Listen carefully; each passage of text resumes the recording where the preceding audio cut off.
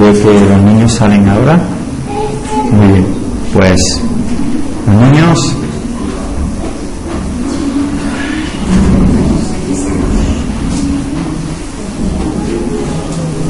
Todos los que estén despiertos.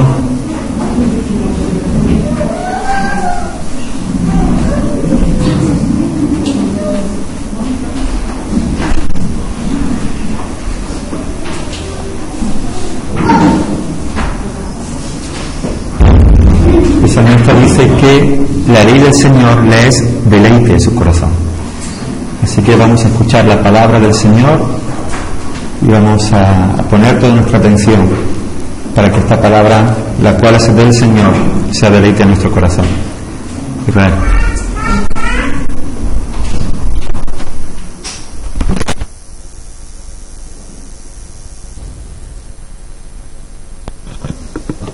Sí, gloria al Señor.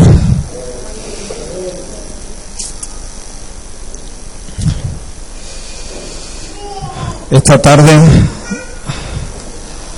os convoco a la batalla, a la guerra. Estamos hablando de levantarnos, resplandecer. En primer lugar, ayer por la noche vimos la importancia, la necesidad de tener una visión de Dios, una visión de un Dios que no es un Dios enclenque, pequeño, asustadizo, sino que es un Dios supremo, soberano, que manda, que no ha soltado las riendas del universo, que tiene un plan trazado, que gracias a Dios en su libro no dejó espacio para que nosotros incluyéramos nuestro comentario, gracias a Dios, y que además ha entregado todo el poder en las manos de nuestro hermano, de nuestro Rey, el Cordero Jesús.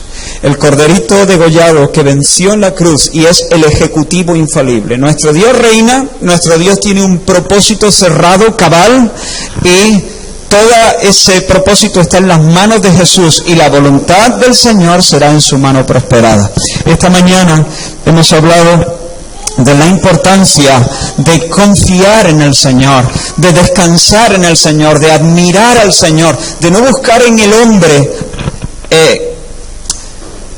el honor o la seguridad o la protección o la aceptación, de buscar todas esas cosas en la fuente de agua viva, como dice el pueblo de Israel al final de Oseas, cuando viene a Dios arrepentido y le dice al Señor: no nos librará el asirio, ni montaremos en caballos, ni diremos a los dioses hechos por nuestras manos: sois nuestros dioses, porque solo en ti el huérfano alcanzará misericordia. No voy a acudir más a los charcos, porque hay una fuente de agua viva abierta para mí. Y en esta tarde, algo que también es indispensable, os convoco a la batalla, os convoco a la guerra.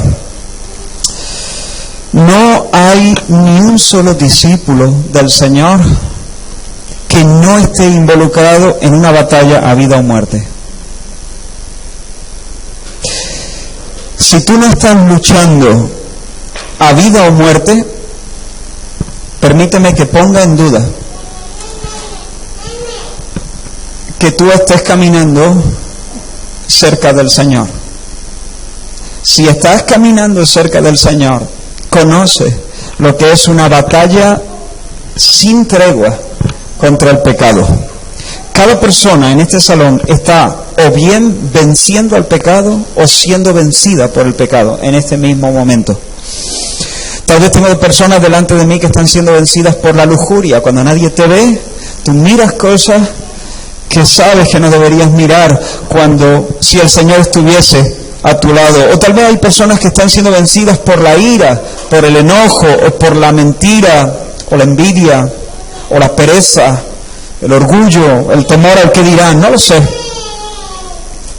Pero hoy en el nombre del Señor te invito a combatir, a hacer guerra. La vida cristiana requiere agallas.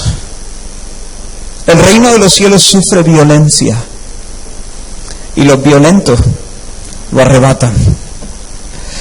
Y quiero que consideremos el testimonio de un hombre que vivió hace miles de años, pero él tenía las mismas luchas que tenemos nosotros hoy en día. Básicamente las cosas no han cambiado. Sí, nosotros tenemos iPad y televisión y todas esas cosas, pero básicamente las cosas fundamentales son las mismas. Te invito a abrir la Biblia en el libro de Job. Y quiero que te des cuenta, capítulo 31. Job 31.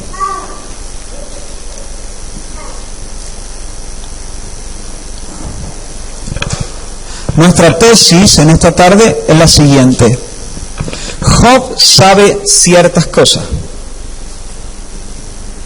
Y lo que sabe le lleva a hacer ciertas resoluciones. Lo que nos vamos a preguntar es, ¿qué sabe Job? Y en segundo lugar, ¿qué decisiones toma? ¿Y qué significan esas decisiones? Y yo estoy seguro de que si nosotros abrigamos en nuestro corazón las mismas convicciones de Job y tomamos las mismas resoluciones que Job, vamos a experimentar la victoria del Señor.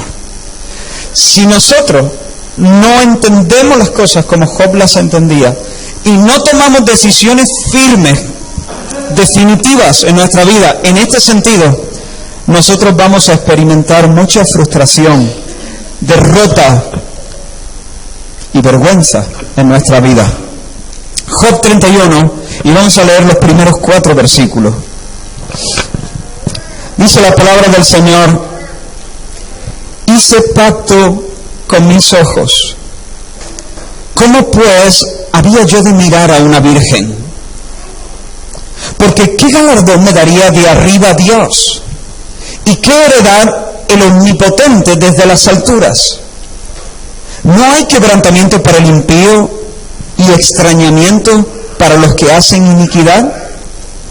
¿No ve Él mis caminos y cuenta todos mis pasos? Déjame que lo repita de nuevo. Sentid el peso de cada palabra, de cada idea. Hice pacto con mis ojos. ¿Cómo pues había yo de mirar a una virgen? Yo no puedo mirar a esas jóvenes, porque he hecho un pacto con mis ojos. Porque si mirase a esas mujeres con codicia, ¿qué me daría de arriba Dios? ¿Qué heredad me daría el Omnipotente desde las alturas? ¿Acaso no hay quebrantamiento para el malo, para el impío? ¿Acaso no hay extrañamiento para los que hacen iniquidad? ¿No ve Él mis caminos y cuenta todos mis pasos? Así que, lo que he dicho, Job sabe ciertas cosas y lo que sabe le lleva a tomar ciertas decisiones. ¿Qué sabe Job? ¿Qué decide Job? ¿Y qué significa lo que Job decide? Eso es lo que vamos a estar viendo en esta tarde. Y yo te voy a llamar en el nombre del Señor a hacer resoluciones definitivas en tu vida, por amor de tu propia alma y por amor del Señor. ¿Qué sabe Job? En primer lugar, Job sabe que él vive la vida entera delante de Dios, ante la mirada de Dios. Mira lo que dice Isaac Asimov. ¿Sabéis quién es? Bueno, este es un escritor bioquímico de origen ruso, autor de novelas de divulgación científica y de ciencia ficción. Isaac Asimov dijo: soy ateo y punto. No tengo evidencia para probar que Dios no existe, pero sospecho tanto que no existe que no quiero perder el tiempo. Mira lo que dijo Woody Allen, lo que ha dicho Woody Allen, director, guionista, actor, músico, dramaturgo, humorista, escritor estadounidense. Lo tiene todo el tío. Bueno, todo no. Él dice: en realidad prefiero la ciencia a la religión. Si me dan a escoger entre Dios y el aire acondicionado, me quedo con el aire. Friedrich Nietzsche, filósofo alemán, una de las personas más influyentes del siglo XX. La diferencia entre Dios y yo es que yo existo. Mira lo que dice Dios. Salmo 14, dice el necio en su corazón, no hay Dios. Salmo 10, el malo por la altivez de su rostro, como el desolo de Loed. ¿Habéis visto el anuncio? El malo por la altivez de su rostro no busca a Dios. No hay Dios en ninguno de sus pensamientos. Sus caminos son torcidos todo el tiempo. Sus juicios, los juicios de Dios, los pensamientos de Dios, los tiene muy lejos de su vista. Dice en su corazón, yo no seré movido jamás, nunca me alcanzará el infortunio. Dice en su corazón, Dios ha olvidado, ha encubierto su rostro, nunca lo verá. La Biblia dice que un necio es alguien que aunque no lo exprese con su boca, a lo mejor con su boca él dice sí, Dios, Dios, Dios, pero en su corazón él piensa dentro de sí, no hay un Dios que me pida cuenta. Yo no tengo que responder delante de ningún Dios.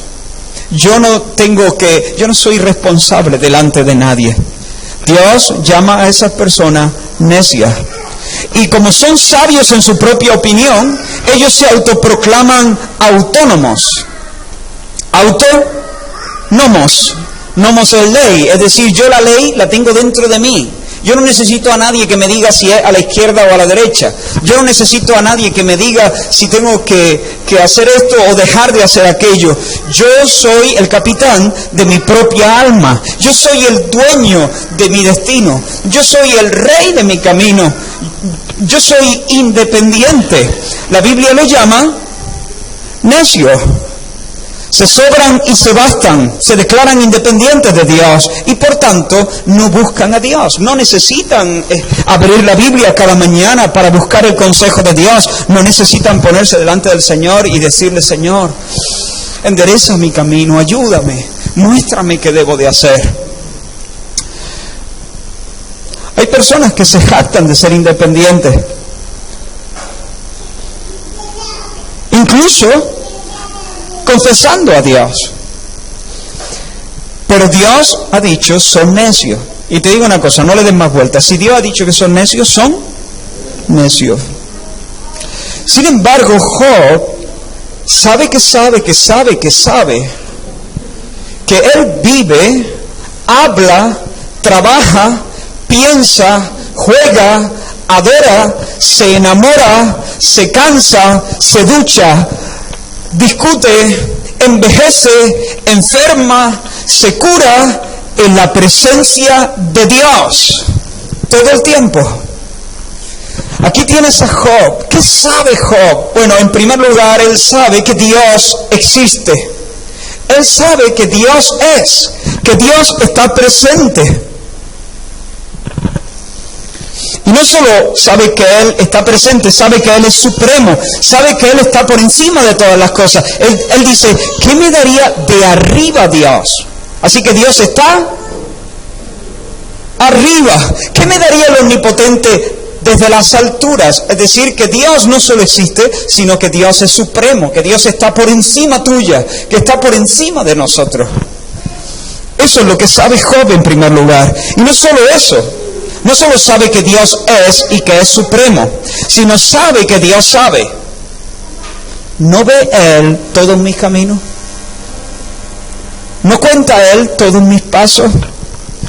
Job sabe que Dios le ve en la plaza, que Dios le ve en su habitación, que Dios le ve en el sofá, que Dios le escucha cuando habla con su esposa, que Dios conoce sus pensamientos más íntimos cuando Él se mete en su soliloquio con sus propios pensamientos. El rey David lo expresó siglos después de una manera un poco más sofisticada en el Salmo 139. David dice, Señor, tú me sondeas y me conoces. Tú sabes si me levanto, si me siento o si me levanto. Tú desde lejos conoces mis pensamientos, distingues si camino o reposo. Todas mis sendas te son familiares. No está aún la palabra en mi lengua, y tú, Señor, la conoces toda. Me rodeas por delante, por detrás, posas tu mano sobre mí. Me supera este saber admirable. ¿A dónde me iré de tu espíritu? ¿Recordáis esa palabra? ¿A dónde huiré de tu presencia? Si subo al cielo, allí estás tú. Si bajo al reino de los muertos, allí tú estás. Si me elevo en alas de la aurora, me instalo en el confín del mar, allí también me guía tu mano y tu diestra me controla. El autor de Proverbios 15 lo dice de una manera más sencilla, pero contundente también. Los ojos del Señor están en todo lugar, mirando a los malos y a los buenos. Hermanos, Job sabe que Dios es supremo, y que Dios sabe y conoce todos nuestros pensamientos, todas nuestras palabras, todos nuestros caminos, todos nuestros actos, todas las cosas que hacemos, todas las cosas que dejamos de hacer. Dios nos ve cuando estamos solos. Dios sondea nuestros pensamientos cuando nadie puede entrar en ese territorio privado. Dios sabe, Dios te conoce. Pero no solo eso. Job sabe que Dios es supremo. Job sabe que el Supremo nos ve y nos conoce, y que además Dios evalúa, Dios juzga, Dios sopesa, Dios calibra. Mira lo que dice Pablo cuando escribe a los Corintios: no juzguéis nada antes de tiempo, hasta que venga el Señor, el cual aclarará también lo oculto de las tinieblas. Y mira lo que dice: y manifestará las intenciones del corazón. Y entonces cada uno recibirá su alabanza de Dios. El escritor de Hebreos dice: conocemos al que dijo: mía es la venganza, yo daré el pago. Hermanos, no hay un solo rincón del universo donde nosotros estemos fuera del alcance de la mirada del Dios Santo. Job lo sabía, y espero que tú lo sepas. Porque hay un día donde las cartas van a ser puestas sobre la mesa. Hay un día donde todo lo escondido, todo lo secreto, las intenciones secretas del corazón, Dios le va a dar la vuelta a las cartas y todo va a estar a la vista, todo va a ser manifestado. ¿Tú eres consciente de eso? Job era consciente de eso. Dios es, y Dios es supremo. El Dios supremo me conoce perfectamente. Lo que hago, lo que dejo de hacer, lo que pienso, lo que dejo de pensar. Y el Dios, el supremo, no solo sabe, sino que evalúa, pesa, juzga todas las cosas. Cuando tú estás en tu casa, cuando tú estás en tu habitación, cuando estás en el trabajo, cuando estás solo por ahí caminando, el Altísimo está presente. Y espero que esa realidad, esa convicción en nuestro corazón nos haga andar de puntilla delante del Señor. Es una temeridad, es una necedad no vivir consciente de esto. La palabra de Dios dice: no maldecirás al sordo, ni pondrás tropiezo delante del ciego. ¿Por qué alguien maldice al sordo? ¿Por qué alguien se atreve a poner tropiezo delante del ciego?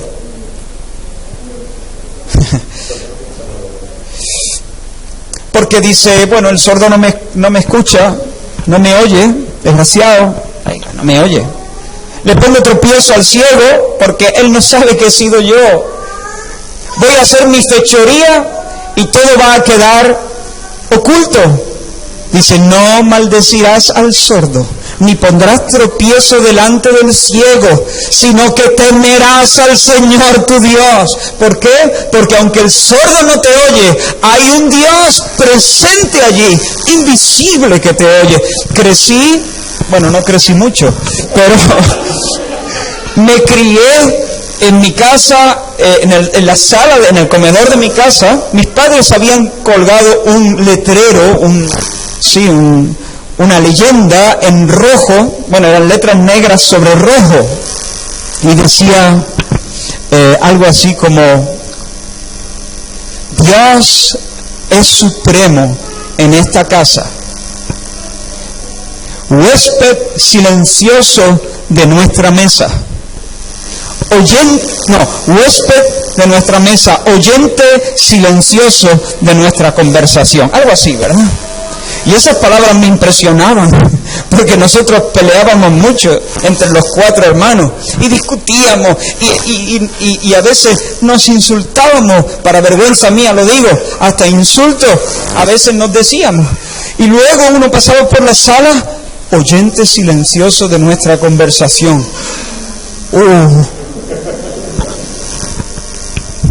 Pero aquel rótulo nos ayudó, por lo menos a mí, a cultivar un temor de Dios. Hay alguien que no vemos, que no palpamos, que no podemos sentir la mayoría de las veces, pero está, escucha, pesa, juzga. ¿Tú eres consciente de eso? Job sabía.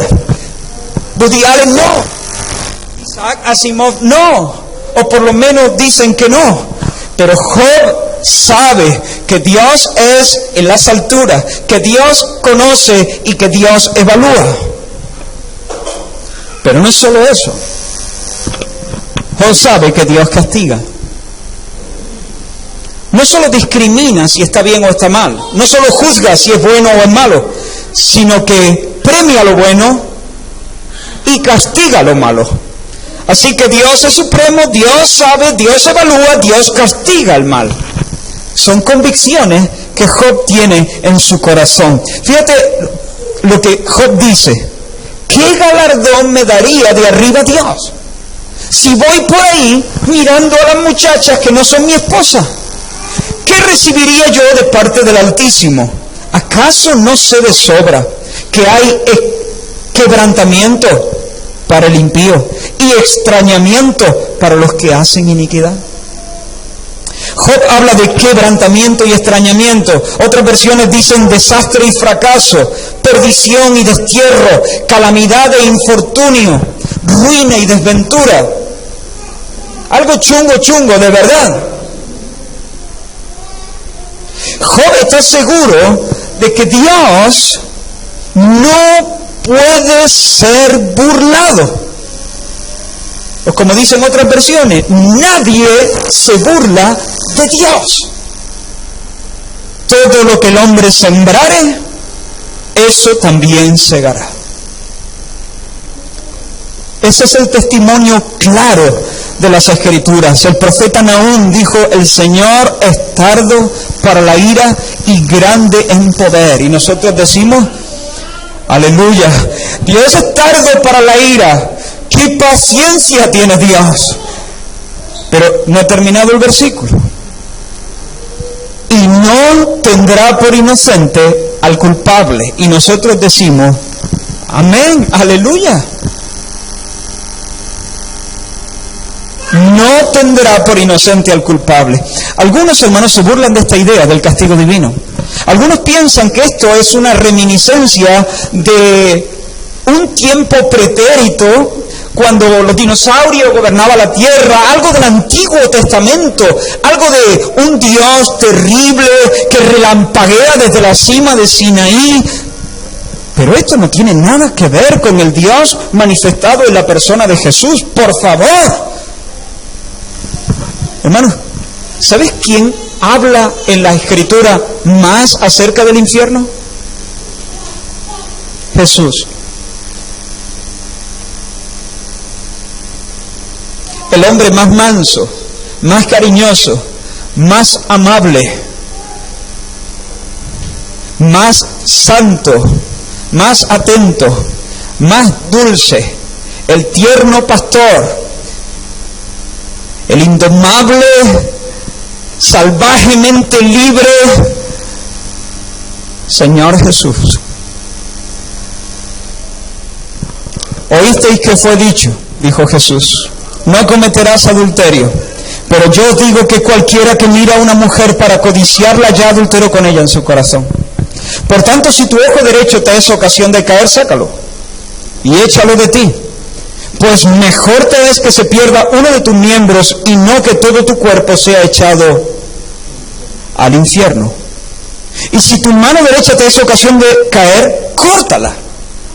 Échala de ti, pues mejor te es que se pierda uno de tus miembros y no que todo tu cuerpo sea echado al infierno. Permitidme hablar un momento del infierno.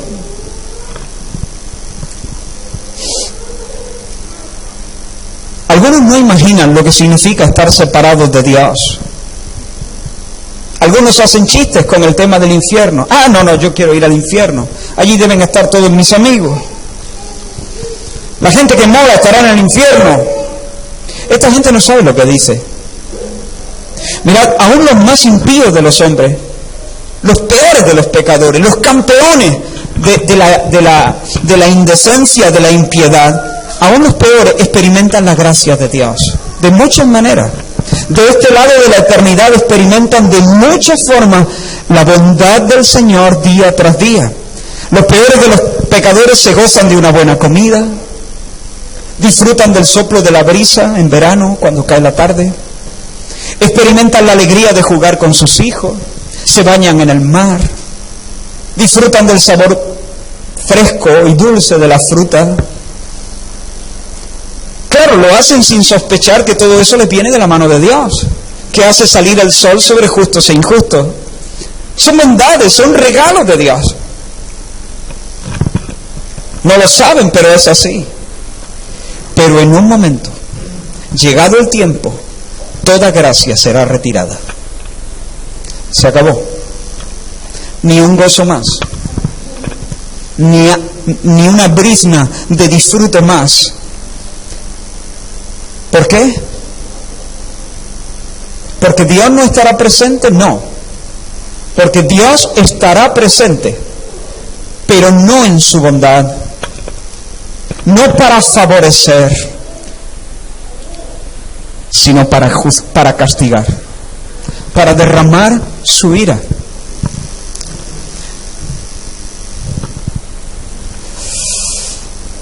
El infierno es infierno no porque Dios no esté. El infierno es infierno porque Dios está. Pero está para castigar. Algunos piensan del infierno como que es una especie de la gruta del diablo, donde el diablo tiene allí a sus prisioneros y el diablo camina tranquilamente, regodeándose y riéndose y burlándose del sufrimiento de otros. Vais a sufrir, ja, ja, ja. Y el diablo está allí como el capitán del infierno. Eso no tiene nada que ver con el infierno. El diablo es el primero en sufrir los rigores de la ira de Dios. El diablo no ríe. Primero, porque no sabe. Segundo, porque la risa es algo que viene de Dios.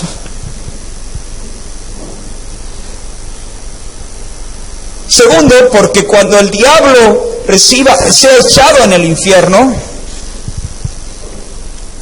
entonces recibirá toda la ira de Dios y allí no hay risa, no hay ningún placer. Habrá un momento en el que se retirará toda gracia. Y por los siglos sin fin, el infierno va a ser un lugar de profunda frustración. ¿Sabes por qué? Porque aquellos que se quedarán sin ninguna bondad, sin ninguna gracia, sin ningún deleite, han sido diseñados para disfrutarlos todos. Y eso será tan frustrante. Saber que uno ha sido diseñado para gozar y no experimentar nunca, jamás, siglo tras siglo, ni una medida de gozo verdadero. Y la conciencia sabrá que uno ha sido diseñado para disfrutar de todas las bondades y de todos los regalos de Dios, y sin embargo no puede disfrutar de ninguno de ellos. Por otra parte, el infierno será un lugar de sufrimiento sin fin y sin alivio. La Biblia habla de un gusano que no muere y y de un fuego que nunca se apaga. Y yo pienso que son imágenes simbólicas. No creo que sea... Me inclino a pensar que no está hablando de un gusano literal, ni de un fuego literal, sino que representa un sufrimiento físico y un sufrimiento emocional, espiritual, un sufrimiento no físico. Cuando habla del gusano, una tortura física y una tortura psíquica, psicológica, una tortura del alma. Y hermanos, aquí, de este lado de la eternidad, en los momentos de más angustia, cuando alguien está sufriendo, pues a veces se refugia en una raya de cocaína, o en una botella de vino, o en un ansiolítico, o en lo que sea.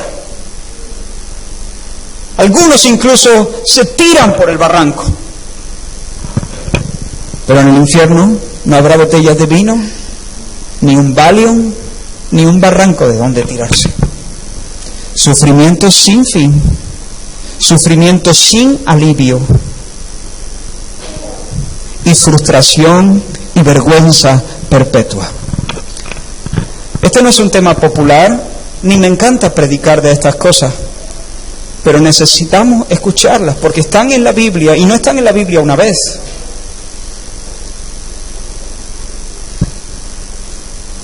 Job sabía que Dios es supremo. Job sabía que todo lo que hace y todo lo que piensa lo hace en la presencia de Dios. Job sabía que el Dios supremo conoce todas las cosas, las evalúa y las castiga. Y Job sabía que el castigo de Dios, Job sabía que Dios era bueno, Job sabía que Dios es severo. Igual que Pablo, que habla de la bondad y de la severidad de Dios. Hermano, estas cosas no son palabras, no es un discursito para amedrentar, no es un recurso para manipular los sentimientos de nadie. Esta es la pura verdad. Ahora, algunos dicen, pero bueno, Israel, vamos a ver, tú estás hablando de un sufrimiento sin alivio, sin fin, de una frustración y de una vergüenza perpetua. Me parece una pasada este castigo por vivir en el pecado una corta vida, que es como un soplo que de repente pasa y ya no está, y toda una eternidad sin fin siendo castigado, recibiendo la ira de Dios. Me parece una pasada. Oye, que Dios nos castigue 100 años, no sé, que nos dé el doble si quiere, que nos tenga un par de siglos, pero toda la eternidad. Hermanos, quiero preguntaros, ¿qué castigo merezco yo? Pongamos, si me cargo a una gallina de un tajo en el cuello. Imaginaos que yo entro a un corral, y de un tajo en el cuello me cargo a una gallina, y ahora me pillan, me llevan al juez, y el juez me impone una pena de 4 años de cárcel. ¿Qué pensarías de ese juez?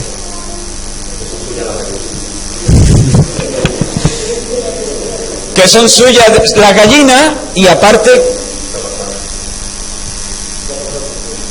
que se ha pasado 3 pueblos, que es un juez injusto. Ahora, ¿qué pensaría si en lugar de matar a una gallina mato 5 gallinas de un tajo en el cuello?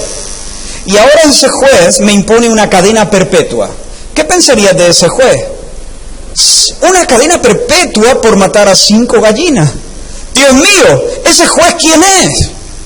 Hay que meter en la cárcel a ese juez. ¿Cómo es posible que ponga en cadena perpetua a una persona que ha matado a 5 gallinas? Oye, ponle una multa. Haz que devuelva las 5 y luego otras 5 más si quiere. Que pida perdón en la plaza pública. No sé, pero cadena perpetua por matar 5 gallinas. Ahora, ¿qué pensaría si yo en lugar de matar 5 gallinas me meto en una familia, en una casa, y de un tajo en el cuello mato a las 5 personas de la familia? Coge la policía, me llevan al juez y me impone una pena de cadena perpetua. ¿Qué pensarías de ese juez?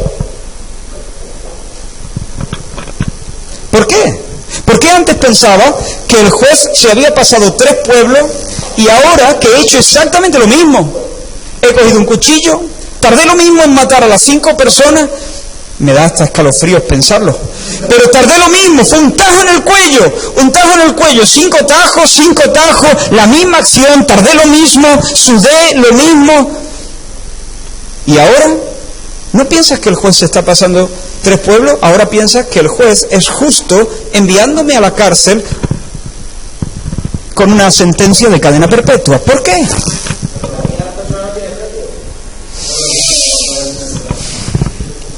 Porque estamos hablando de categorías diferentes. No es lo mismo una persona que una gallina. Pues bien, hermanos, ¿qué castigo merezco si peco contra Dios? ¿Qué sería lo justo?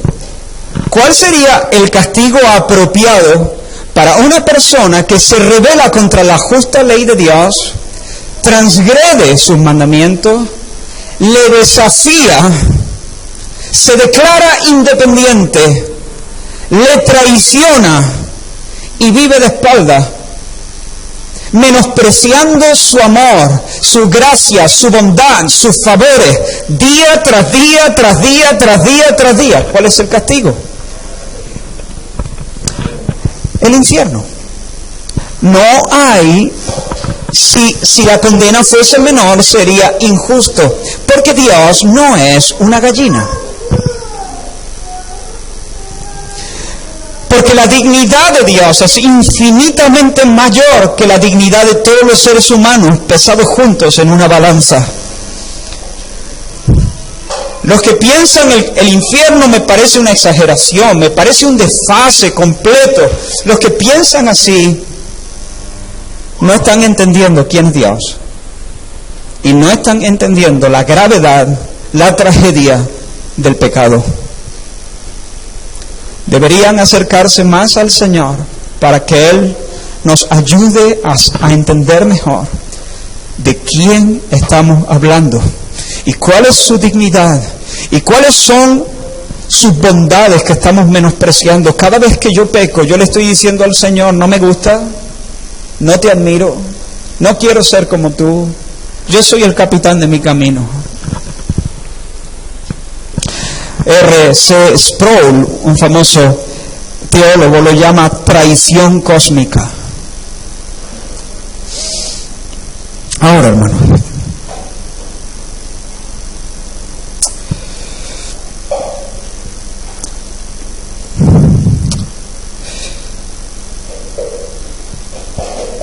Eclesiastés dice: diviértete, joven, ahora que estás lleno de vida.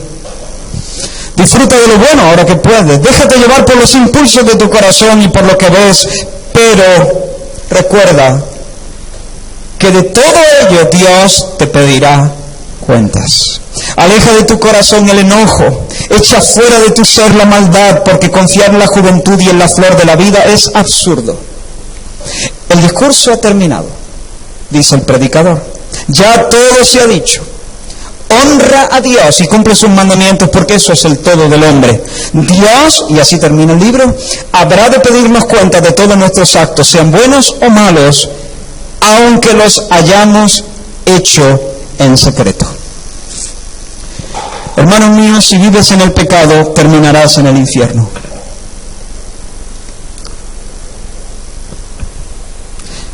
Pero yo he escuchado, Israel, que el Señor, cuando nos salva, si vives en el pecado, terminarás en el infierno. Pero si somos salvos, ya la salvación no se pierde. Si vives en el pecado, terminarás en el infierno.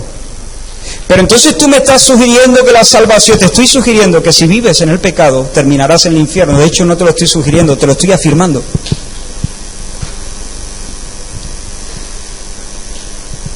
No te haga equilibrios teológicos. El que vive en el pecado, los que practican el pecado, los que viven en el pecado no heredarán el reino de los cielos. Los mentirosos, los adúlteros, no heredarán el reino de los cielos. Pero entonces, mira, lo voy a decir para que nadie se confunda. Cuando Dios salva a una persona, esa persona está a salvo en Cristo. Pero al mismo tiempo, los que viven en el pecado no heredarán el reino de Dios.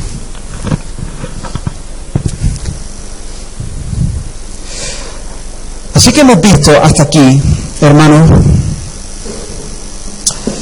que Job sabe que Dios es el juez supremo que conoce, que evalúa y que castiga. Que el que practica el pecado va a conocer la ira de Dios durante toda la eternidad. Pero hay una convicción más que Job tiene. Y aquí el tema se complica un poco y espero que no os perdáis aquí. La siguiente convicción de Job es la certidumbre de que la verdadera santidad no tiene nada que ver con guardar ciertas normas externas. La verdadera santidad es un asunto del corazón. Dice Job: yo había convenido con mis ojos no mirar con lujuria a ninguna mujer. Así que Job sabe que el adulterio es pecado. Sabe que tener relaciones sexuales con una mujer que no es la suya es pecado. Pero Job sabe que no es suficiente con guardarse de meterse en la cama con una mujer que no es la suya. Job entiende que mirar con lujuria es pecado en su corazón. Job no dice, bueno, mientras no la toque.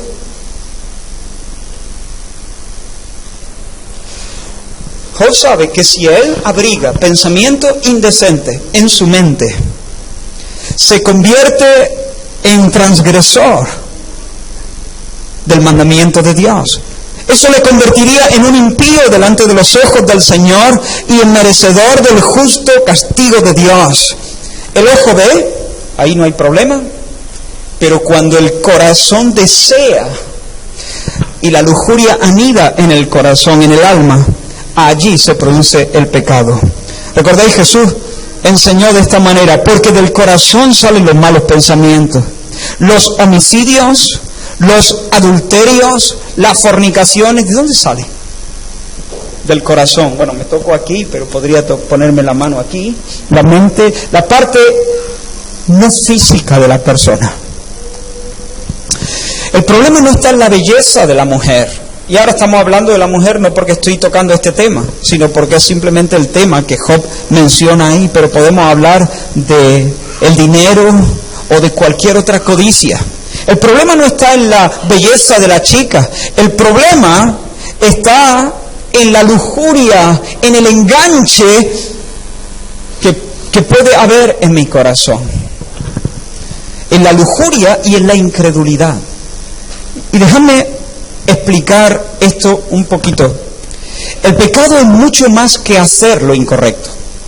El pecado comienza por un apego, por un deseo de hacer lo incorrecto, por un deseo que tiene su raíz en la incredulidad. Si yo veo, poniendo el ejemplo de Job, yo veo a esa chica y miro con codicia su belleza y codicio a esa mujer. ¿Saben lo que en definitiva estoy diciendo? De alguna manera mi corazón se engancha ahí, anhela algo que Dios no me ha dado. Indirectamente estoy diciendo que Dios no me ha dado aquello que debería haberme dado para que yo sea completamente feliz. Que Dios es un mal Señor, es un mal pastor, porque me tiene a pan y agua. Mi corazón anhela a esa mujer, digamos, y piensa que si yo tuviese esa mujer, entonces yo tendría una mejor vida, más placer, más dicha, más realización o lo que sea. Pero aquí está Dios, no me la ha dado. ¿Te das cuenta cómo la incredulidad es la base donde se arraiga toda esa codicia? ¿Sí? ¿Se entiende? ¿Me estoy explicando? Y Job sabe que esa manera de sentir le convertiría en pecador delante del Señor. Los fariseos, sin embargo, decían, ellos sí pensaban con que no la toque. Ellos confiaban en una justicia externa. Ellos se guardaban para no cometer el acto. Sin embargo, Jesús les dijo, vuestros ojos están llenos de adulterio. Sí, es verdad, no os vais a la cama con una mujer que no es la vuestra, pero la codiciáis en vuestro corazón desde que amanece hasta que anochece. Los fariseos eran expertos en guardar ciertas normas y se consideraban muy santos. Pero hermano, la verdadera santidad tiene que ver con la conformidad a Cristo en el corazón. Este es un tema muy, muy, muy importante. Yo puedo hacer externamente lo correcto y sin embargo por dentro ser un sepulcro blanqueado. Los fariseos eran una puerca lavada, eran una mona vestida de seda. Pero aunque la mona se vista de seda, los fariseos eran un sepulcro, eso sí, con una manita de pintura, de cal, blanca, muy bonito por fuera, pero por dentro lleno de muerte y de pudrición. Job sabía que no importa cómo luzco por fuera, lo que cuenta delante de Dios es qué hay en mi corazón. ¿Qué soy cuando estoy solo? ¿Qué soy cuando nadie me ve? ¿Qué siento cuando nadie me ve? ¿Cuáles son las emociones y los afectos de mi corazón? Eso es lo que cuenta. Dios pesa los corazones. El hombre ve lo que está delante de sus ojos, pero Dios mira el corazón. Dios ama la verdad en lo íntimo, dice la Escritura. La santidad tiene que ver con ser como Jesús, no solo en el comportamiento, en la conducta. La santidad es ser como Jesús en los deseos y en las motivaciones. Tal vez tú te estás guardando de traspasar ciertas fronteras. Tienes muy claro que no vas a hacer tal o cual cosa. Tal vez no robas, pero mi pregunta es, ¿pero lo codicias? Tal vez no abras tu boca para destruir la reputación de nadie, pero ¿desea que ese alguien caiga? Tal vez te mantienes a una distancia prudencial de relaciones sexuales ilícitas.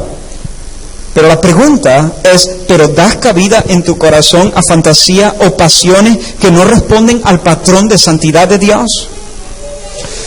Si es así, hermano, tú no necesitas un arreglo cosmético. Lo que necesitamos no es maquillaje. Lo que necesitamos es un milagro de Dios, sobrenatural. Nadie lo puede hacer, tú no lo puedes hacer. Tú no puedes salvarte a ti mismo.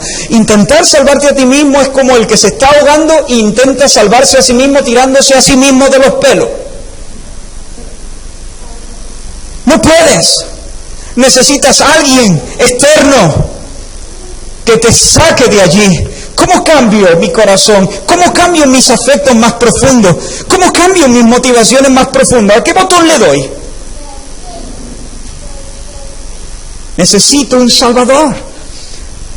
Pero el Señor ha prometido que Él es poderoso para salvar. Y tan radical es la obra que Dios hace en nuestras vidas que Jesús la llamó un nuevo nacimiento. Un nuevo nacimiento, hermano. No se trata de una manita de pintura. No se trata de un cambio de conducta, ¿sabéis? Hermanos, con peso en mi corazón digo, hay muchas personas en la iglesia evangélica que nunca han nacido de Dios. No han nacido de nuevo.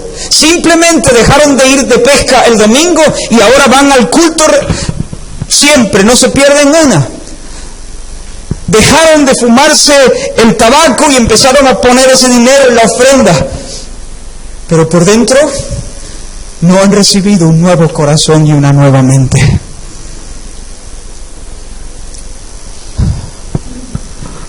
Esto es muy importante.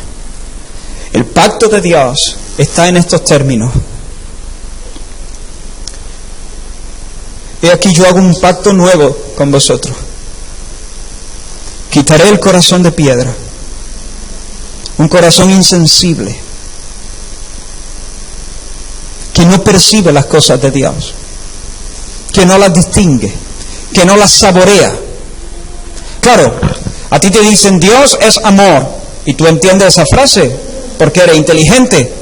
Entiendes que ahí hay un nombre, que ahí hay un verbo, ¿no?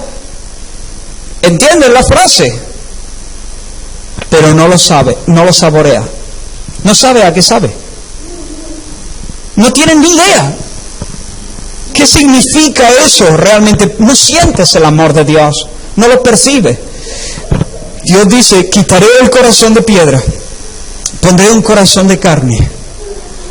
Y más, dice, esparciré sobre vosotros agua limpia, y os limpiaré de todos vuestros pecados y de todas vuestras inmundicias. Perdón de pecados, como si nunca hubieras pecado. Y luego,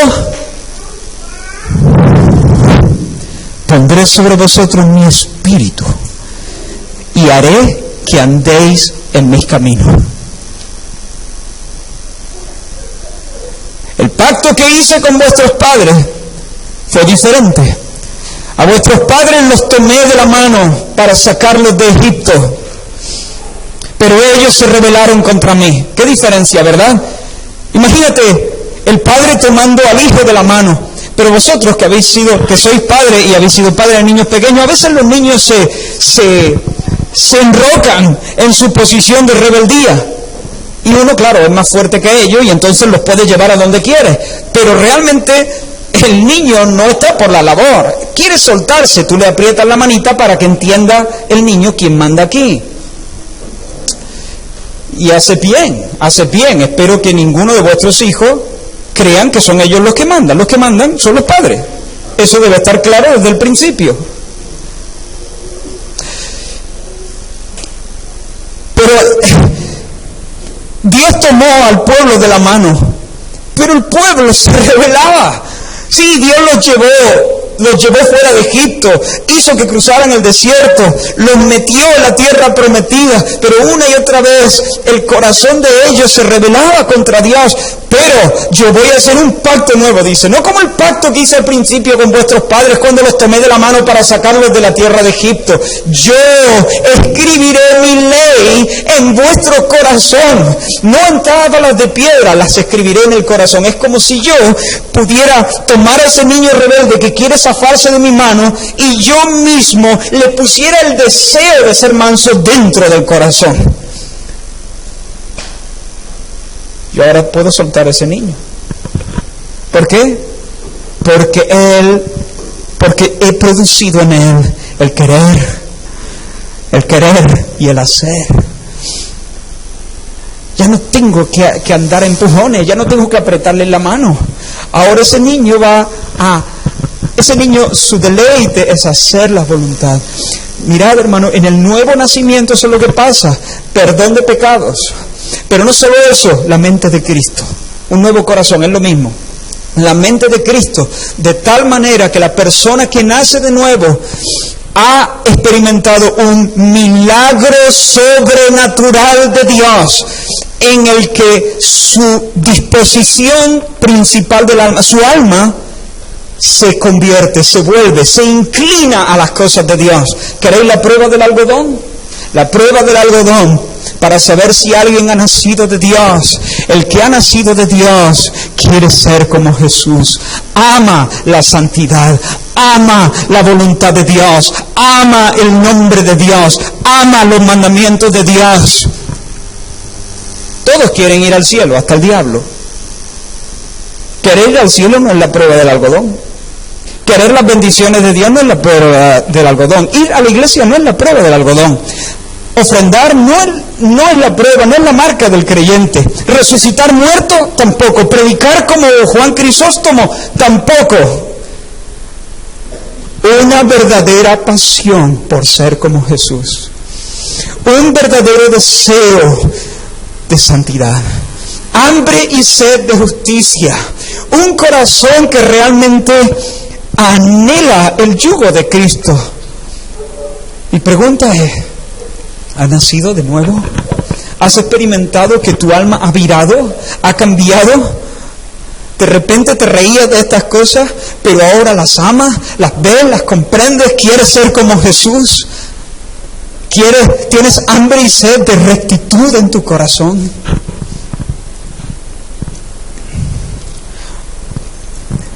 La iglesia evangélica hay mucha moralina. Tienes que ser bueno, sé bueno, no hagas, no gustes, no toques, no digas, no huelas, no hagas, no salgas. Pero eso no es lo que necesitamos.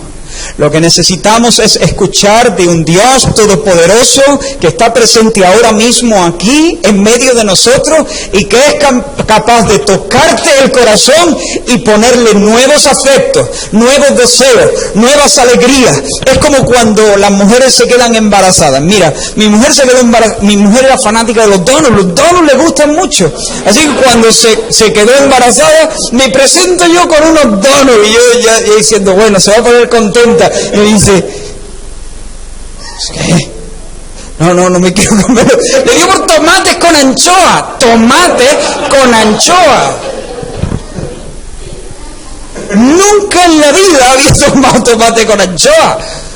¿Cómo se me iba a ocurrir a mí que ella quería tomate con anchoa? Los 2 donuts de chocolate me los tuve que trincar yo. De repente ella es friolera. ¡Qué calor! ¿Les daba unos agobios? Yo de cuando en cuando le leía la lista de Gálatas 5, el fruto del Espíritu, dominio propio, déjate de... No, estoy de broma, ¿no? De repente ella que tenía frío, ahora tenía calor. Le molestaban... me parece, creo recordar que la colonia que me echaba, que a ella le gustaba, le empezó a molestar. Esto hay que pensárselo, esto de la de embarazo, ¿eh? Se trastocó completamente. Bueno, fue un embarazo bonito, ¿eh? No, tampoco lo quiero poner así. Pero fueron detalles, ¿no? A mí no importa, a cambio de colonia no pasa nada. Le compro tomates con anchoas. Lo que quiero decir es que de repente algo diferente estaba en ella. Lo que le gustaba le deja de gustar, ya no le apetece. Ahora algunos olores que antes le gustaban ahora le molestan. Otras cosas que nunca había reparado en ella, ahora le empieza a tener hambre de esas cosas. Cuando alguien nace de nuevo, de repente aquello que le molestaba, ahora ya no le molesta, ahora le agrada, ahora lo busca, lo desea. Aquello que deseaba y le gustaba y le hacía las delicias de su corazón y lo ponía contentísimo, ahora le resulta indiferente, incluso casi molesto. Todas las cosas han cambiado. ¿Por qué? Porque hay la mente de Cristo, el nuevo corazón, un corazón tierno, de carne. Y no solo eso, sino pondré mi espíritu en vosotros. Y dice, y haré que andéis en mis caminos. Esto ya es mucho más que tener un mandamiento. Es mucho más que tener un mandamiento. Hermano, el cristianismo no es solamente imitar a Cristo. El cristianismo no es solo imitar a Cristo. El cristianismo es expresar a Cristo. Porque no solamente tenemos un mandamiento, no solo tenemos un ejemplo fuera, es que se nos ha metido dentro Dios. Es que el Espíritu de Dios, el Espíritu del Padre y del Hijo, Cristo mora por su Espíritu en nosotros. No me expliques cómo, no me preguntes, me pidas que te explique cómo funciona esto. Hasta el último detalle, hay un misterio, pero Dios mora en nosotros. Mi Padre y yo vendremos y haremos morada con Él. Entonces ya no es solamente imitar a Cristo, es expresar a Cristo, es vivir a Cristo, es manifestar a Cristo. Mi pregunta es, ¿has experimentado el nuevo nacimiento de Dios? Tú no necesitas una moralina, tú no necesitas un sermoncito de 10 reglitas para mejorar, para ser cristiano. Tú no necesitas una lista de mandamientos, una lista con regulaciones de todo tipo. Necesitamos nacer del Espíritu de Dios. Necesitamos que la ley del Espíritu de vida en Cristo Jesús nos liberte de la ley del pecado y de la muerte. Si yo suelto este micrófono, el micrófono una y otra vez se va a dirigir al centro de la tierra. Vamos a probarlo otra vez. Bueno, lo voy a hacer con otra cosa porque el técnico me está mirando.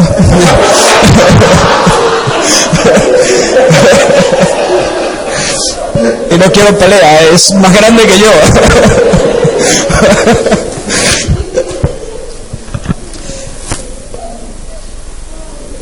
Un Big.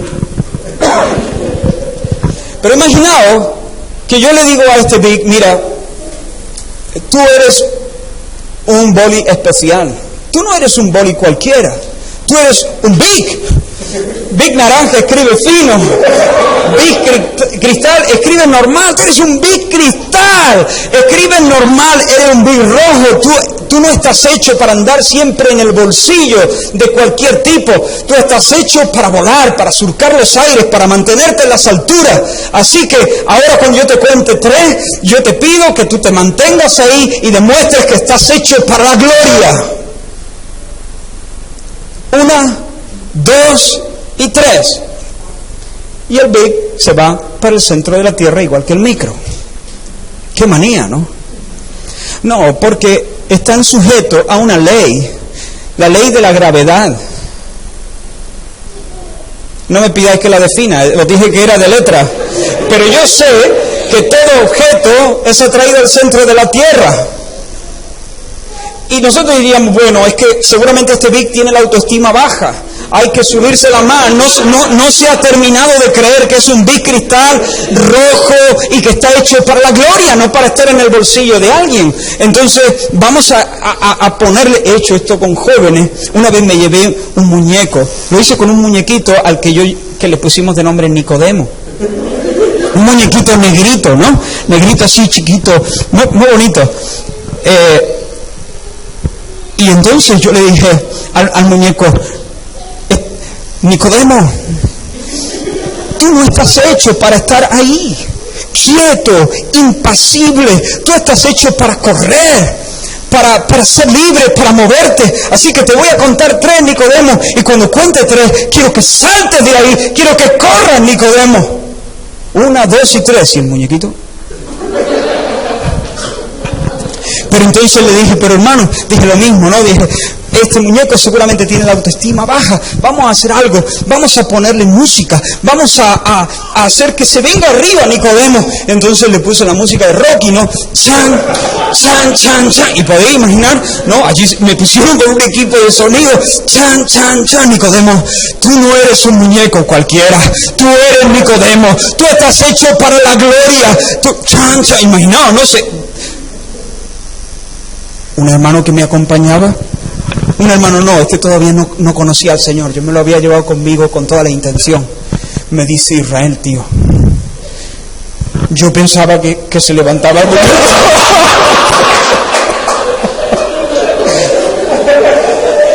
Cuando la música empezó a sonar, sí, porque se creó un ambiente allí. Tan, tan, tan, Nicodemo. Y además yo creo que me pusieron hasta eco. Así, en reuniones de jóvenes he vivido yo esto. Eso se llama manipulación. Así.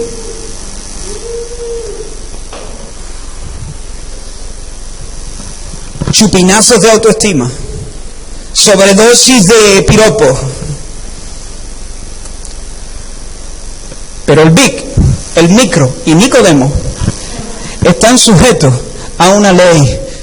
Y el Señor nos ha dicho que nosotros, como hijos de Adán y Eva, estamos sujetos a la ley del pecado y de la muerte. Y aunque nos suban la autoestima, y aunque nos pegan un chupinazo de piropo, aunque nos digan, nos den, y si lo amenazamos con el infierno, Nicodemo, te vas a ir al infierno si no caminas, si no vives. Tampoco. ¿Por qué? Porque ni con piropo ni con amenaza podemos hacer algo para lo cual no hemos sido capacitados. Estamos sujetos, somos esclavos de la ley, del pecado y de la muerte. Igual que el Big es, y yo mismo, si no fuera por este suelo, me iría para el centro de la tierra. Estamos sujetos a la ley de la gravedad, gracias a Dios. Pero de repente llega Dios y no te hace un truco,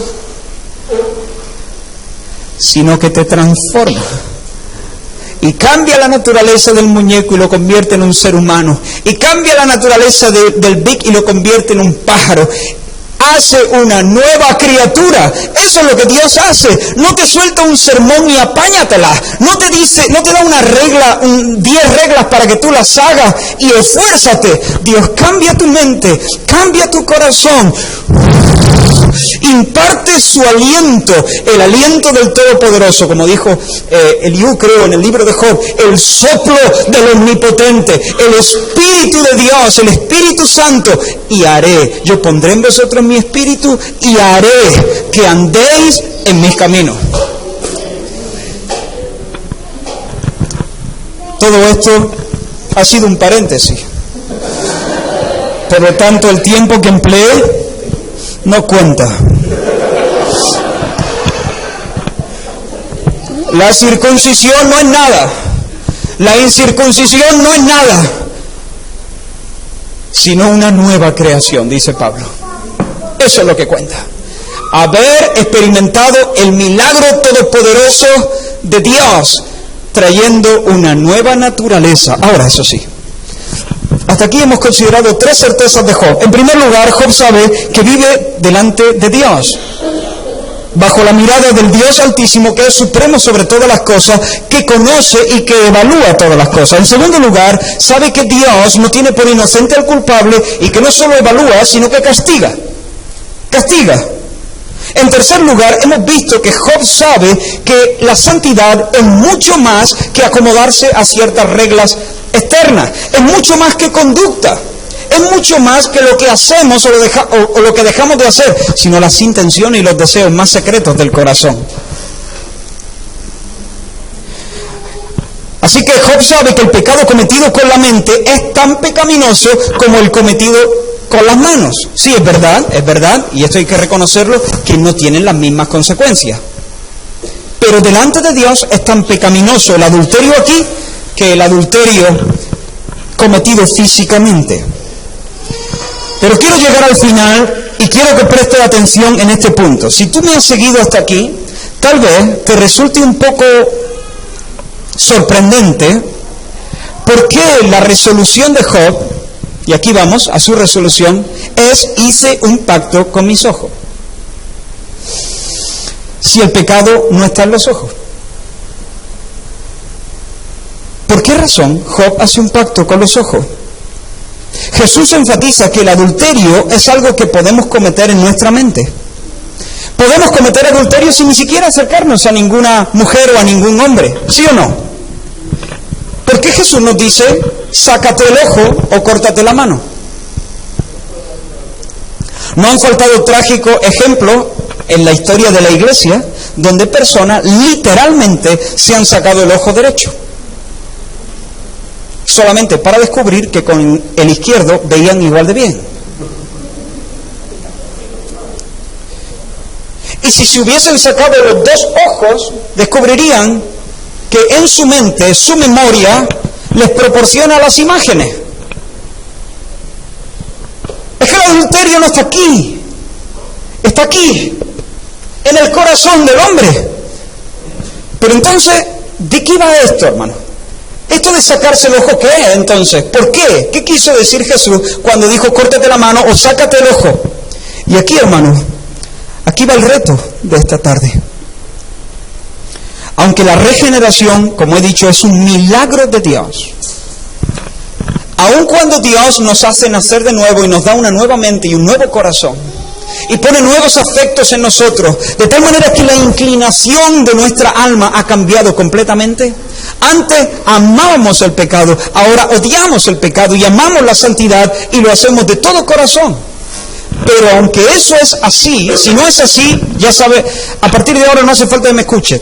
Tú lo que necesitas es nacer de nuevo, quédate con eso sobre todo. Necesitas ese milagro y desde ya, mientras yo hablo, olvídate ya de mí. Empieza a clamar al Señor: quiero nacer de nuevo, dame el nuevo nacimiento. Señor, perdóname, soy impotente para salvarme, me voy para el centro del pecado cada vez que... todo el tiempo, sálvame, implanta tú una nueva ley en mi corazón. Pero si tú has nacido de nuevo, todavía eres consciente de que hay restos de pecado en tu vida, demasiado pecado. Yo pongo este ejemplo. Cuando tú tomas el vaso de colacao por la noche, leche con colacao, debes asegurarte de que antes de irte a la cama tienes que meter el vaso debajo del grifo y abrir el agua hasta que se llene. ¿Por qué? Porque si no, cuando te levantas por la mañana, el colacao se queda adherido a las paredes del vaso y eso no hay quien lo quite. Entonces tú empiezas a echar el agua allí y aquello se queda, está hecho una pieza allí. Luego, si dejas, sigue derramando agua en el interior del vaso, poco a poco aquello se va ablandando y va saliendo el agüita marrón, porque ya el colacao va saliendo juntamente con el agua que rebosa. Si sigues tirando agua allí y lo dejas abierto, pues finalmente el vaso se limpia completamente y toda el agua que rebosa sale limpia, sin restos de colacao. Bueno, nosotros cuando nacemos de nuevo somos un vaso de colacao que se ha dejado toda la noche. Y Dios ha puesto su espíritu, que es el agua, dentro de nosotros. Y empieza a fluir el espíritu. Hay nueva vida, hay agua de Dios, pero hay mucho colacao. Y necesitamos toda la vida para que el Señor siga derramándose y se vayan desprendiendo cosas poco a poco. Ya quisiéramos que fuese en un día, ¿verdad? Ya quisiéramos, pero no es en un día. A que lo sabemos de sobra, que no es en un día. ¿Cuántos dicen, ay Señor, cuánto colacao me queda? ¿Cuántos restos de pecado? ¿Cuántos claman, Señor, ven, ven Señor Jesús, ven? Para que ya no haya más restos de pecado. Tenemos restos de pecado en nosotros y ahí se establece una lucha a muerte. Ahora, hermano, en este proceso que la Biblia lo llama santificación, el otro era regeneración, el nuevo nacimiento, regeneración. Cuando nosotros convertimos nuestro corazón al Señor, nos convertimos al Señor, primero viene el nuevo nacimiento, así lo entiendo yo. Tú estás muerto en delito y pecado y Dios de repente te da vida. ¡Pum! Estabas muerto y ahora estás vivo. Es un acto sobrenatural, unilateral de Dios. Tú allí no tienes nada que ver. Nada que ver. En el nuevo nacimiento tú no tienes nada que ver. No haces absolutamente nada porque estás muerto y los muertos no hacen nada. Estás muerto y de repente estás vivo. Igual que Dios dijo, sea la luz, ahora te dice, vive. Y de repente estás vivo. Inmediatamente, cuando tú recibes vida, haces una cosa, una doble cosa. Te arrepientes y crees. De repente tú estás muerto, riéndote de las cosas de Dios, burlándote de esos cristianos. Y de repente lo has visto. ¿Qué significa? Significa que has recibido vida. Y ahora entonces ves la gloria de Jesús, su belleza, la coherencia de su enseñanza, ves tu condición, repudias tu estado pecaminoso, comprendes tu impotencia, das la espalda al pecado y te abraza a Jesús. Eso se llama conversión. Fe y arrepentimiento. Conversión. Inmediatamente Dios te justifica. Justificación. Cuando tú crees, Dios te declara justo. Imputa, pone en tu cuenta todo el mérito de Cristo. Justificados pues por la fe, cuando tú crees, Dios te declara justo. Es una acción unilateral también de Dios, es una acción forense.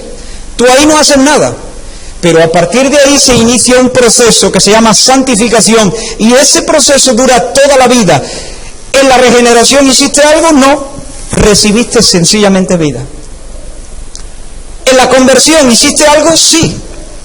El Espíritu Santo no se arrepiente, te arrepientes tú. El Espíritu Santo no cree por ti, crees tú. Es un acto de tu voluntad, tú te arrepientes y tú crees. Sí, movido por el Señor, por la gracia del Señor, que te seduce. Me sedujiste y fui seducido, pero lo haces tú. ¿Y en la justificación hiciste algo? No, eso es una declaración unilateral de Dios. ¿En la santificación haces algo? Sí, tú eres responsable. Pablo dice, haced morir lo terrenal en vuestros cuerpos.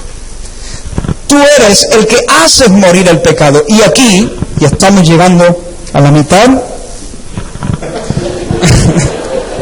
Estamos llegando al final, perdón. Somos deudores no a la carne, dice Pablo, porque si vivís conforme a la carne moriréis. Pero si por el Espíritu hacéis morir las obras de la carne, viviréis. El Espíritu nos capacita para que nosotros, no el Espíritu, demos muerte. Los antiguos lo llamaban mortificación del pecado. Demos muerte al pecado en nuestras vidas. El Espíritu lo hace llevándonos a Jesús y mostrándonos su belleza. Y allí, delante de la belleza de Jesús, entonces nos damos cuenta de la fealdad de nuestro pecado y el Espíritu produce en nosotros santas arcadas. Estoy hablando espiritualmente. Hace que nosotros sintamos asco del pecado que nos envenena. El Espíritu Santo inflama nuestro corazón con la esperanza de la bienaventuranza celestial. Y allí, fortalecidos por el Espíritu, viendo la gloria de Jesús, viendo la fealdad de nuestro pecado, considerando la esperanza a la que Él nos ha llamado, considerando el poder que está a nuestra disposición, allí el Espíritu nos fortalece y fortalecidos por el Espíritu, como Elías fue fortalecido por aquella comida que Dios le preparó, nosotros tenemos fuerza para luchar violentamente contra el pecado en nuestras vidas. Y aquí es cuando entra el pacto con los ojos. Y hermanos, quiero aterrizar. ¿Qué significado tiene esto del pacto con los ojos? Mirad, hermanos, nuestra guerra debe ser tan seria, nuestra guerra debe ser tan contundente, que no solamente debemos combatir con el pecado, sino debemos remover de nuestra vida todo aquello que puede ser ocasión de pecado, sin importar el costo. El pecado te asedia. ¿Sabes lo que es asediar? Te rodea de tal manera que te incomunica. Cuando un pueblo quería conquistar a otro, en la antigüedad, ahora pues se lanzan los misiles, ¿no? Pero en la antigüedad, si el pueblo estaba bien apertrechado, estaba bien, se había hecho fuerte en su ciudad, tras sus muros, entonces el pueblo enemigo cercaba toda aquella zona, incomunicaba a aquella población. Si había un río que, por ejemplo, pasaba por esa población, intentaban desviar el curso del río de tal forma que dejaban sin recursos a aquella ciudad. Era cuestión de meses. Enseguida empezaban a faltar los víveres, empezaban a faltar los medicamentos, empezaba a faltar el agua. Era cuestión de tiempo, de que se consumieran, se comieran unos a otros o se rindieran y saliesen totalmente debilitados y se entregasen a sus enemigos. El pecado nos asedia, dice la Escritura. El pecado nos incomunica. El pecado nos priva del fluir del río de Dios en nuestras vidas. Bien, el pecado te asedia, asédialo tú a él. Nosotros somos llamados a asediar el pecado. Córtale las fuentes de la comunicación. Mirad, hermano, no sé exactamente qué cosas concretas decidió hacer Job cuando hizo un pacto con sus ojos. Posiblemente Job dijo: no voy a ver la televisión a partir de las 11 de la noche. Sí, ya sé que en tiempos de Job no había televisión. No voy a salir a la verbena del pueblo durante tales días. No voy a ir al gimnasio a tales horas. No voy a pasar por esa calle. No voy a tener este libro en mi casa. Hay personas que no pueden tener internet, que no deben tener internet.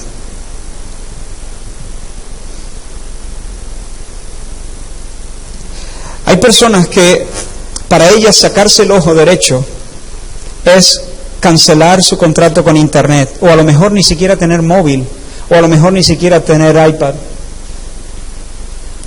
porque sencillamente no pueden controlar. Y a lo mejor el Señor te llama a deshacerte de eso. Hay personas que a lo mejor necesitan dejar ciertas amistades. Bueno, pero el Señor no quiere que nos aislemos, el Señor quiere que estemos con Él, sí, todo lo que tú quieras. Pero hay momentos y hay circunstancias donde tú necesitas hacer resoluciones firmes de no andar más con esa gente. Yo, por ejemplo, fui uno de los que tuve que tomar esa decisión con 19 años. Yo tuve que, un día, estando en medio de la calle, entre mis amigos, el Espíritu de Dios me habló muy claramente, como si una saeta me hubiese atravesado las sienes. El Señor me apuñaló la conciencia y me dijo, ¿qué haces tú aquí? En ese momento yo me quedé aturdido, pero reaccioné para decirle a mi amigo que me preguntó, ¿qué te pasa? ¿Qué te pasa? Se dio cuenta, fíjate. Yo no dije nada, pero se dio cuenta, ¿qué te pasa? Porque me quedé aturdido. Y yo dije, mira, ya no voy a venir más aquí con vosotros. Y tuve que tomar la decisión. Y yo quería a esa gente, pero estaban emborrachándose en la calle. Dios ya estaba haciendo cosas en mí. Yo no podía estar en ese ambiente.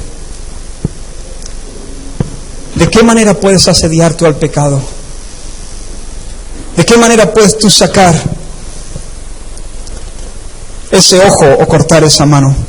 El 20 de julio de 1993, un hombre de 37 años llamado Donald Wyman estaba desmalezando un terreno en Pensilvania, cuando de repente, trabajando para una compañía minera, de repente mientras talaba un árbol con una motosierra, el corte salió mal y el árbol rodó de tal manera que aprisionó su pierna, unos 5 o 7 centímetros por debajo de la rodilla. Miles de kilos de un roble extraordinario le aplastaron la pierna. Esto es una historia verídica. Puedes encontrar, incluso en ABC salió este artículo. Así que él empezó a pedir socorro, pero él se había alejado de sus compañeros, que de hecho ya se estaban regresando a sus casas. Intentó con la motosierra excavar debajo de su pierna para liberarla, pero no podía liberarla. Y entonces clamó, pidió ayuda, llamaba, pero se dio cuenta que ahí podía morirse y desangrarse y perder la vida. Entonces siguió cavando un poco más, pero topó con piedra y se dio cuenta que no había manera de zafarse de ahí. Y se acordó que en su bolsillo llevaba una pequeña navaja de unos 7 centímetros de longitud.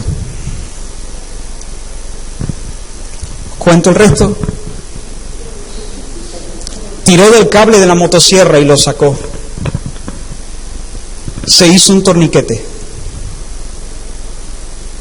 Cogió una piedra y afiló la navaja. Y luego se apuñaló la pierna, haciendo un primer corte.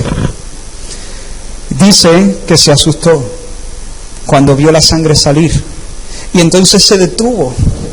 Y empezó a llamar otra vez, otro rato, a ver si alguien le escuchaba. Pero definitivamente se dio cuenta que no había manera de salvar la vida, a menos que él mismo se librase de su prisión.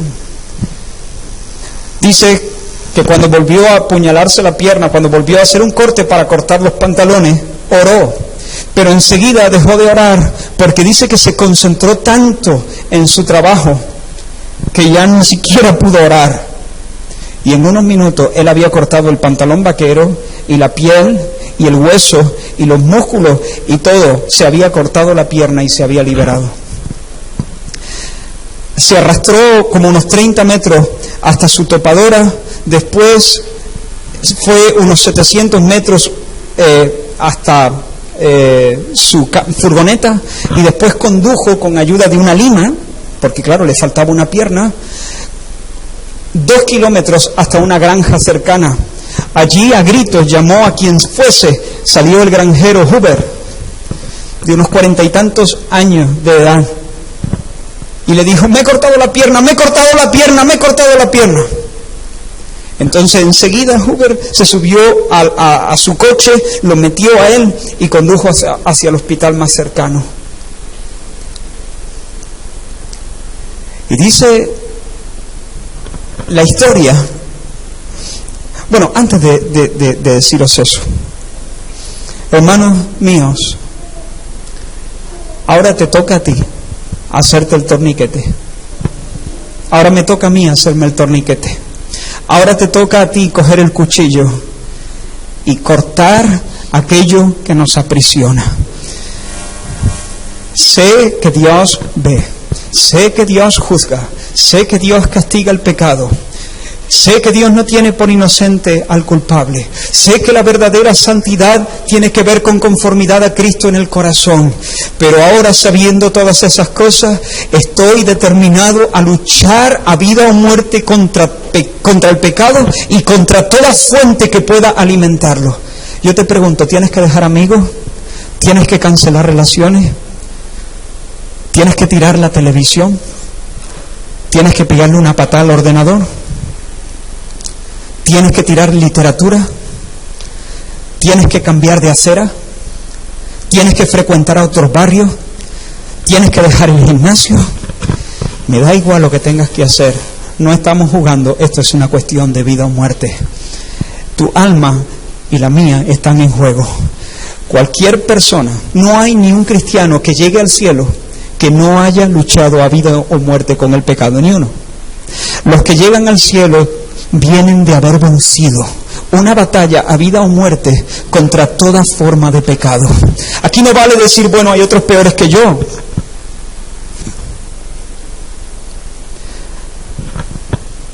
La verdadera santidad es conformidad a Cristo en el corazón. Te pregunto, ¿estás dispuesto a soltar pecado?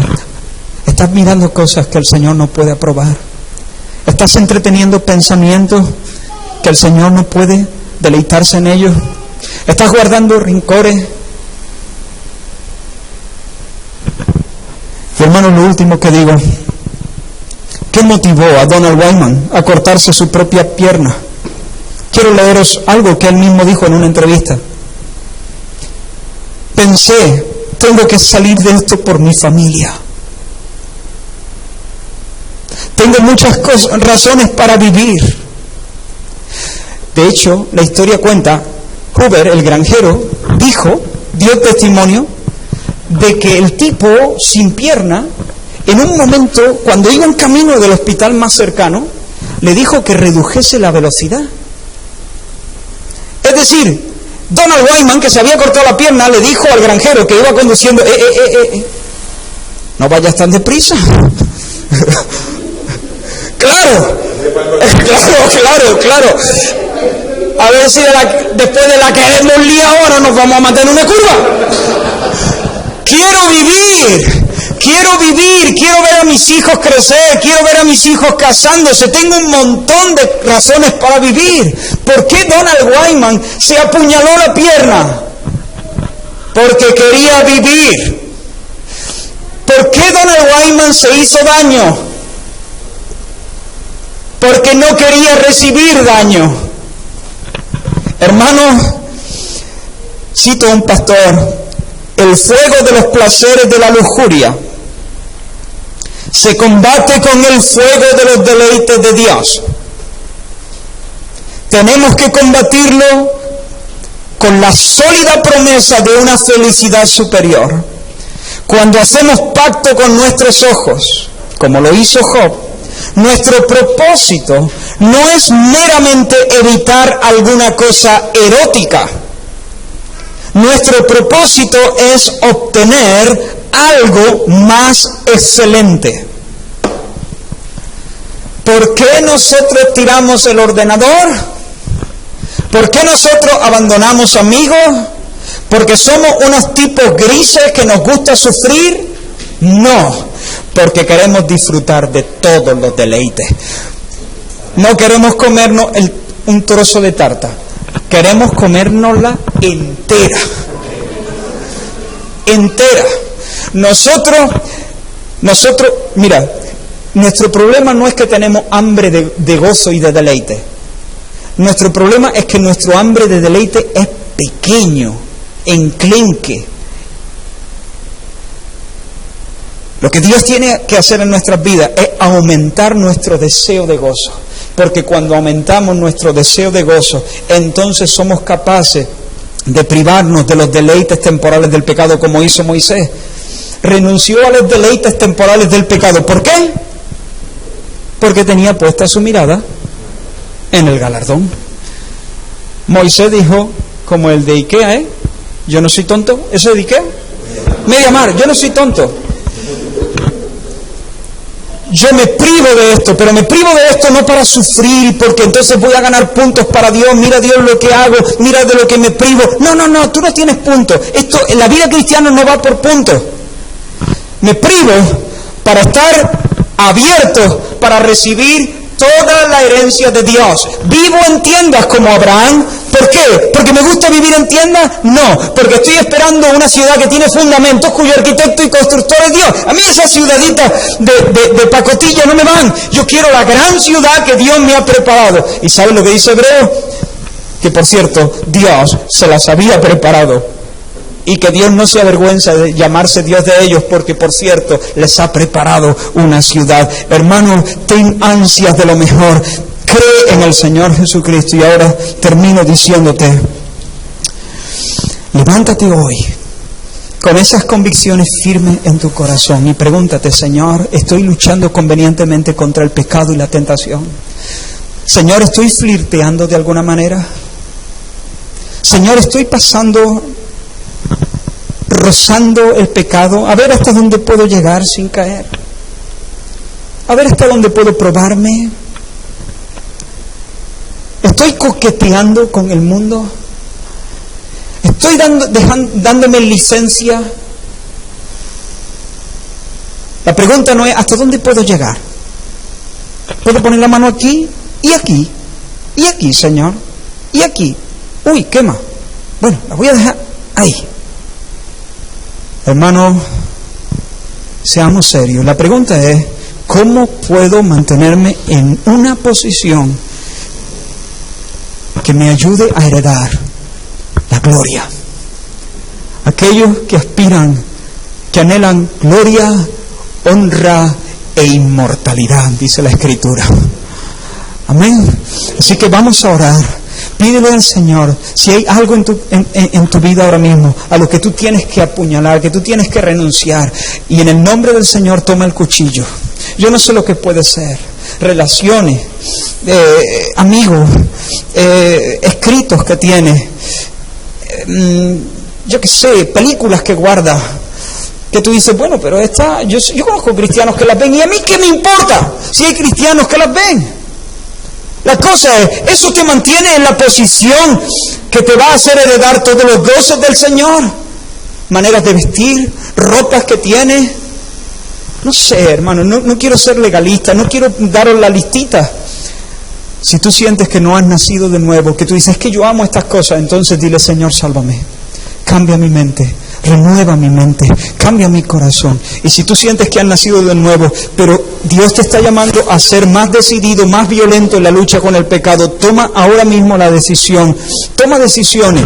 A lo mejor luego de esta reunión tienes que coger el móvil y llamar a alguien, pedir perdón, arreglar cuentas, establecer una cita, no sé. Pues vamos a responder a esta palabra. Señor, gracias, Dios mío. Gracias porque tú nos convocas. Señor, estamos en la presencia del Dios poderoso y Salvador. Señor, imparte tu vida en esta hora. Sopla con tu espíritu, Señor. No puedo hacerlo con las palabras. No es cuestión de retórica, no es cuestión de elocuencia, no es cuestión de pensamientos bien ordenados. Es cuestión del mover y del soplo, de la operación soberana de tu Espíritu Santo. Muéveme a mí y a mis hermanos, Señor, a tomar decisiones firmes, decisiones, Señor, radicales. Que hoy, Señor, se puedan tomar decisiones que tengan un eco en la eternidad, Dios mío. Señor, que hoy tú nos des, Señor, las agallas de pelear contra el pecado con toda nuestra fuerza, de hacerlo por el Espíritu, de hacerlo en tu nombre, Señor, de no ser tímidos, Señor, de no ser, Dios mío, cobarde, Señor, de no flirtear por más tiempo. Perdónanos, Señor, perdónanos cuando hemos sido necios, perdónanos, Señor, cuando te hemos ignorado, cuando hemos, Señor, cerrado nuestros ojos ante la realidad del Dios supremo que nos ve y que nos juzga, Señor. Pero en esta hora sopla de nuevo, el Señor revive, revitaliza nuestros deseos de santidad, en el nombre de Jesús, Señor. Amén. Vamos a terminar cantando. Y responde ahora al Señor. Si necesitas tener un momento de oración, pues tenlo con toda libertad.